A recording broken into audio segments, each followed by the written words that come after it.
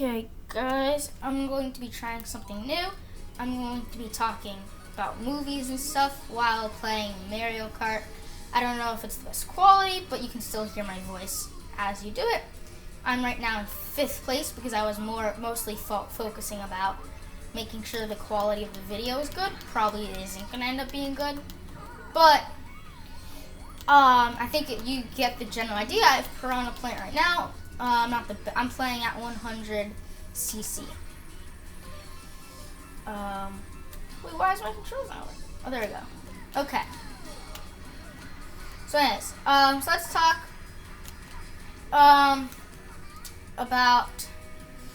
we'll talk about wait. Let me just get this out of the way. We'll talk about Thrawn in Star Wars, because I actually really want to talk about that for a second. Oh, I finished in 4th. I was mainly focusing about that. But anyways, Thrawn, I was surprised how Thrawn was utilized in Clone Wars, or in Rebels, because Thrawn was a character that I really enjoyed the character of in comics and all that stuff. But I was like, they don't know how to.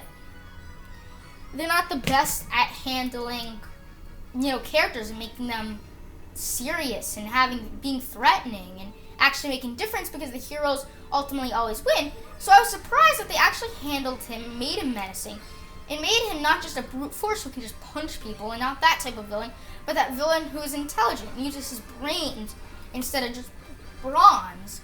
And so I really appreciated that. And so yeah, let me just get something. So I think that surprised me, if I'm being honest. That surprised me how you didn't just end up being just a mean physical villain, because I knew Thrawn was never that. So I was hoping that they would give him the respect that character, who was so exciting and interesting in the comics, bring him to canon and bring him in a good way. And so it's like I was really impressed with how he was able to figure out that Kallus was the spy. I was impressed with how he figured out that about the rebel base being on Lothal. I was impressed with how he studied Hera's Hera's art. So I was impressed with all of that, but there was no payoff to that. Okay, he figured out that Kallus was Fulcrum, but he didn't kill Kallus. Kallus ultimately won. So what's the payoff to that? The payoff should be, yes, he ended up having a full bombardment of Lothal, but it didn't succeed. So it's like, I would love him if he can put his talents to good use. Where it's like, yes, he had used his talents to because there's 2 parts of his talents: figuring out, things using art and ingenuity and his brains instead of just brute force. Okay, he did that. That was impressive. I love that they were actually able to do that with that character and how he was still able to be menacing. But what I didn't like about the character was that, okay, he figured out where the rebel base is, but he didn't do anything with that. He's not, he's menacing, and it was so cool to be like, oh, he's gonna wreak havoc on Lothal, and then he never did that, because it's like, or at least and that's just not the payoff. Like, the payoff should be, okay, he used what we enjoy about him to figure out Kallus was Fulcrum and actually make a difference.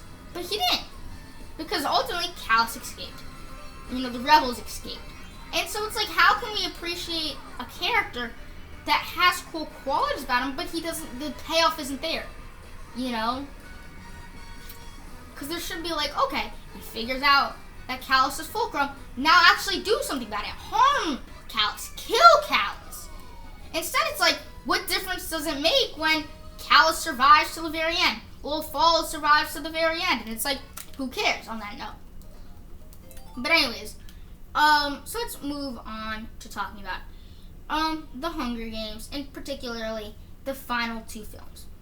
I think when you split a film into two parts, when you split a film into 2 parts, by the nature of it, one part is gonna be way better than the other. Because it's ultimately one story in 2 parts, where it's like all of the payoff is going to be in the second part. But when I look at the Mockingjay films, I honestly look at them as just one story. Because it's like, I have an interesting case with that. Where I saw none of the Hunger Game films in the theaters.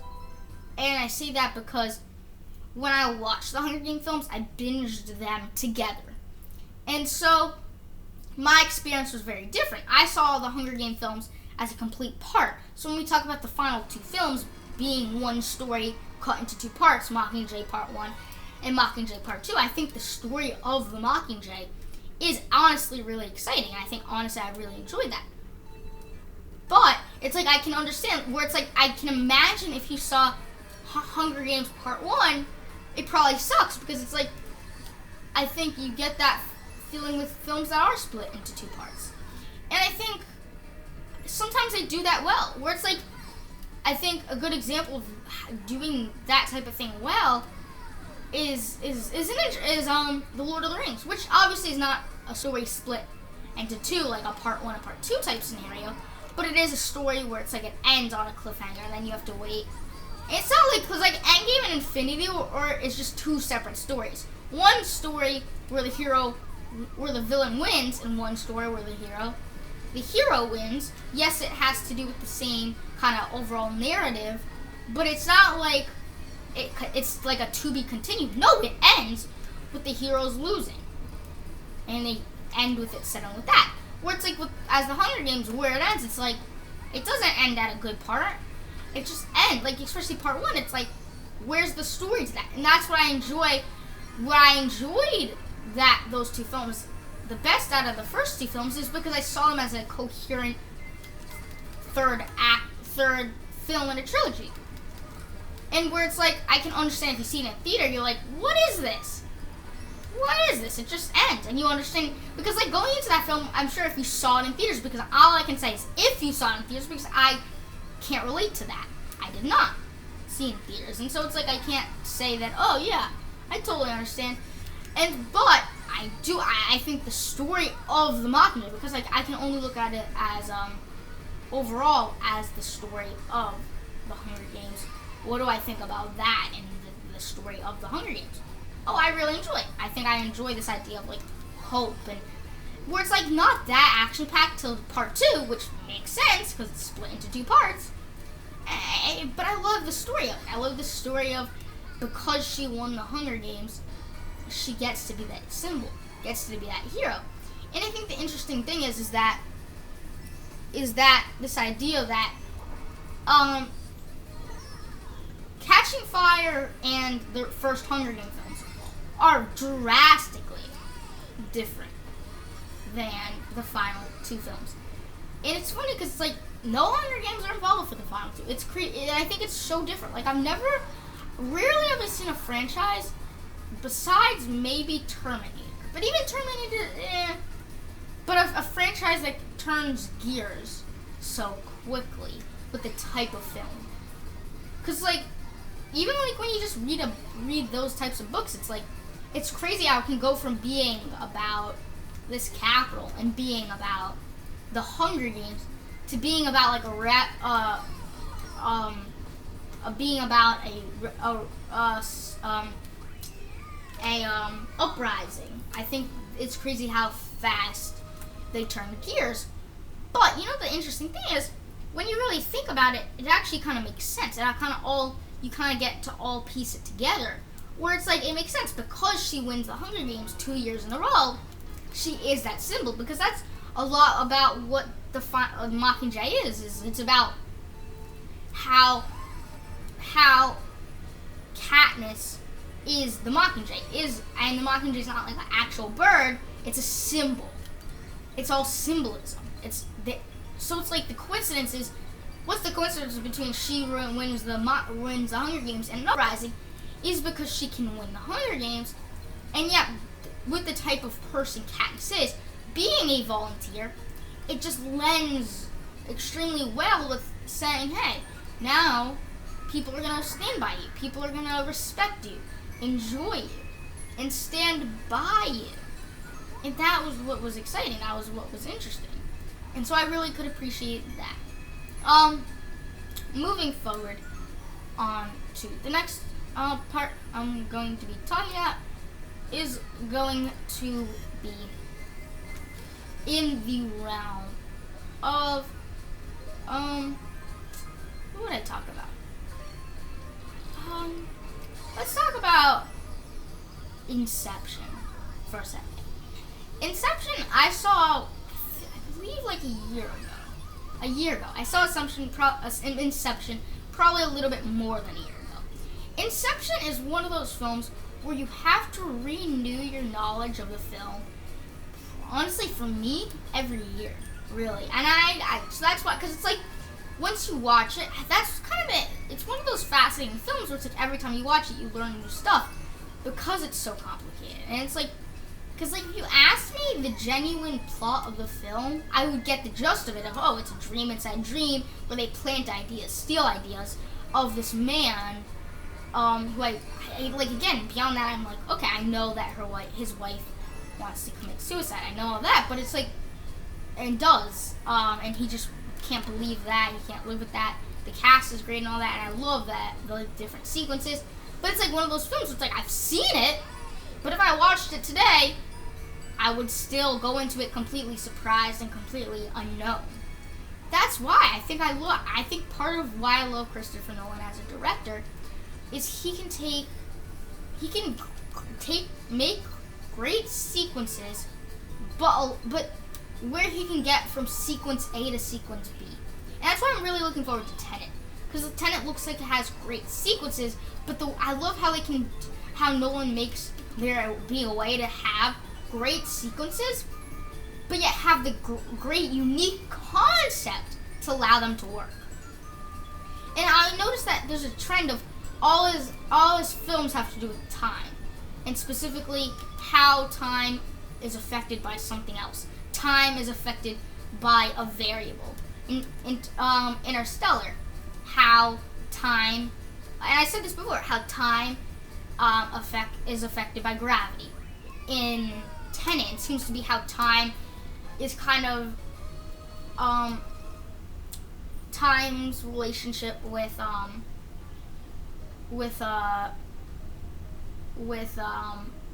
motion, or time's relativity to things moving or not moving. What would this be? Time to time warps and time lapses and going forward and backward. Time's relationship to everyday life.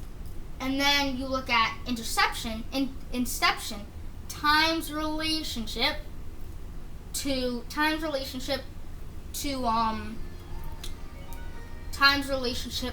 dreams. And then you look at, Prestige, time's relationship to magic. I mean, however you want to do it, however you want to word it, whatever. But yeah, I'm honestly I want to rewatch Inception because, again, like I said, it's one of those films where it's so confusing, which is part of its charm, is like everybody can have a different takeaway from the film. Whether do you think the ending's a dream, do you think it's not a dream, whatever.